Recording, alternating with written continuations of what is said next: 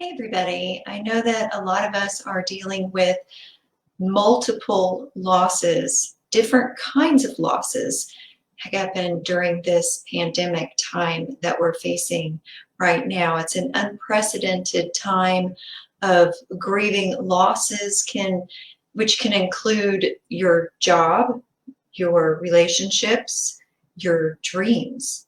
And other people are also losing loved ones during this time.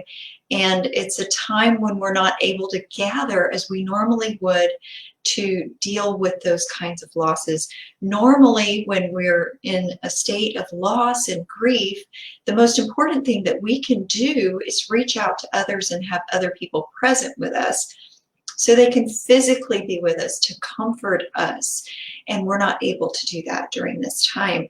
So we need to find new ways to cope with the horrific losses that we're experiencing.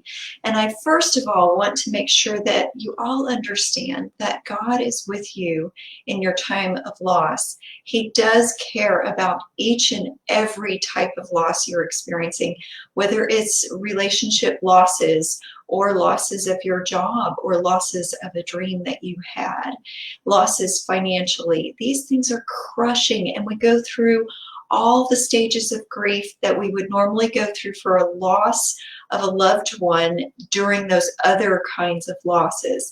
And the stages of a grief include shock. We first don't want to believe the loss has actually happened. That is the way God designed our brain, so that we can absorb the fullness of a crisis, but not all at once, so that it overwhelms our system. Our physical body cannot handle all of that all at once. So there's a period of shock when we don't fully absorb that yet. And from that stage of shock, which is the initial stage of grief, it can last a different amount of time depending on how severe the loss was. We go into various stages that go back and forth. It's not a straight line. And a lot of people don't understand their own grieving process because they expect to go from shock to anger to sorrow to resolution. And that's not exactly how it works. You can go back and forth between the stages of sorrow and anger.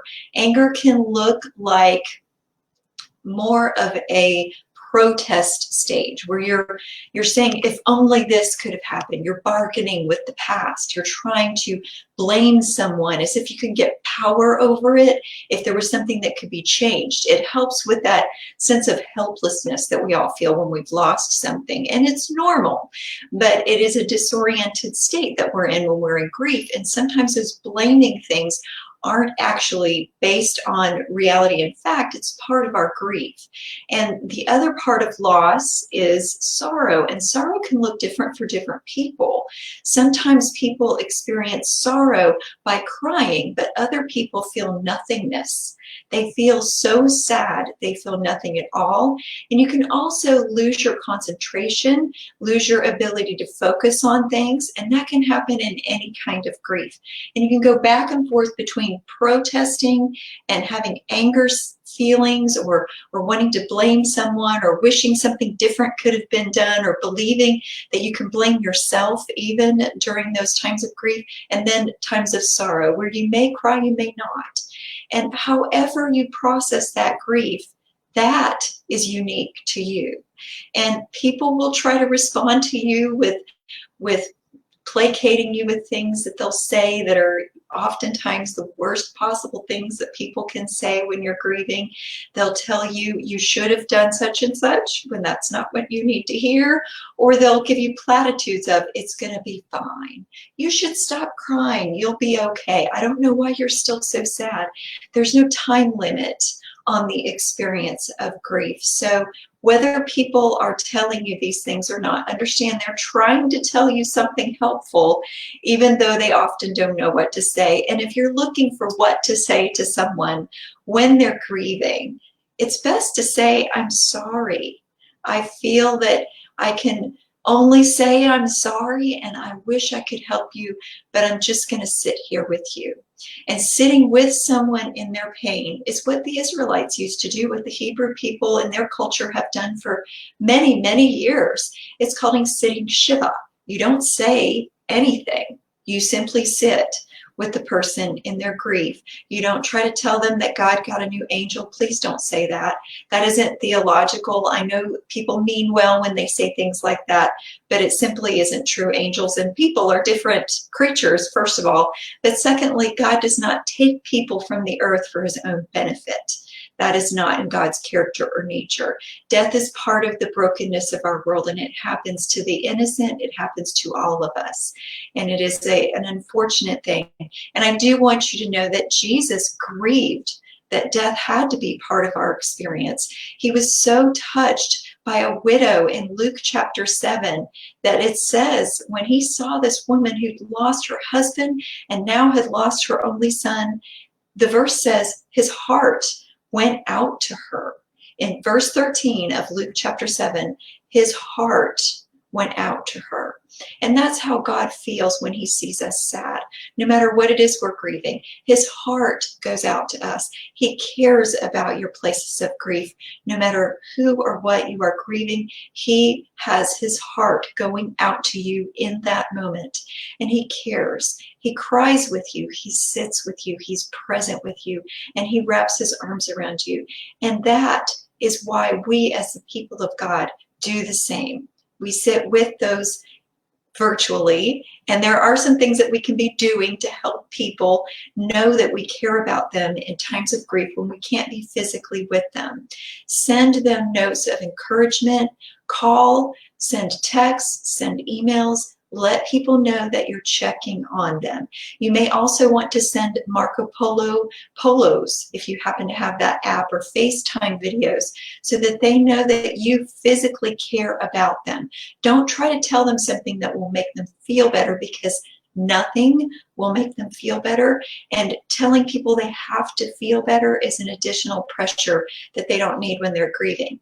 But there are some ways that you can try to send your love. You can send flowers, or you could send them some prayer beads. You can, if you happen to have some beads at home, which I do, you can make like a little bracelet and get people online that are saying they're praying for them. And for each person that's praying, you can add a bead to that prayer bracelet or necklace, however long it needs to be for all the people praying, so that when the person receives that in the mail, they know that they are holding on to the prayers of people that care about them. And they can cry and hold on to that and pray with that, and it'll be something physical and tangible that they can have with them. There's also something you might be able to order. It's something I got for my husband for his birthday one year. I don't know how well you can see this, but this is a Sherpa blanket. It's very nice and warm on the inside, if you can see that. And it's got pictures. My husband was changing jobs, and he had been at his job for a very long time. And I wanted to gather pictures of family and people that he worked with, that he was close friends with. And those are pictures that are shaped like a heart on the outside of that blanket, so that he could wrap the hugs of all the presence of his friends and family around him whenever he wanted to feel a hug. And that's something that you might be able to do, is put some pictures or names on a quilt or a blanket and send that to that person who's grieving, so they can physically wrap themselves in a hug. And when we can't be present, we have to be creative about ways that we can share our hugs and our love with those who need it the most.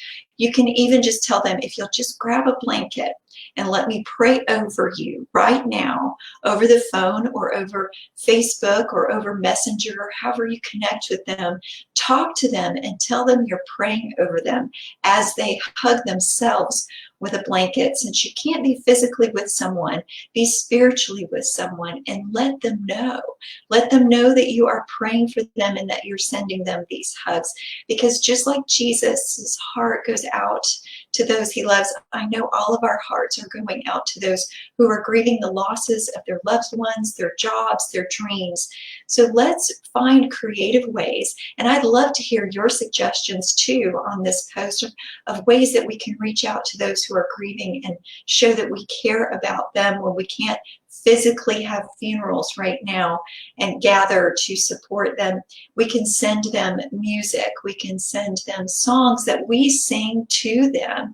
And this will be an opportunity to experience how to support those who are grieving in different ways, and doing it long distance may allow us to do this in other times when we're separated and not able to attend funerals even after the pandemic. So let's be creative. Let's come up with some ways and suggest them here. And I appreciate all of you for watching, and I pray that you will experience God's presence with you for whatever it is that you're going through right now. Know that He loves you, and I care about you and love you too, and I'm willing to pray for you. If you have any prayer requests, feel free to post them, and all of us who see this will be praying for you. Have a blessed and God-comforted and spiritually embraced weekend. Bye-bye.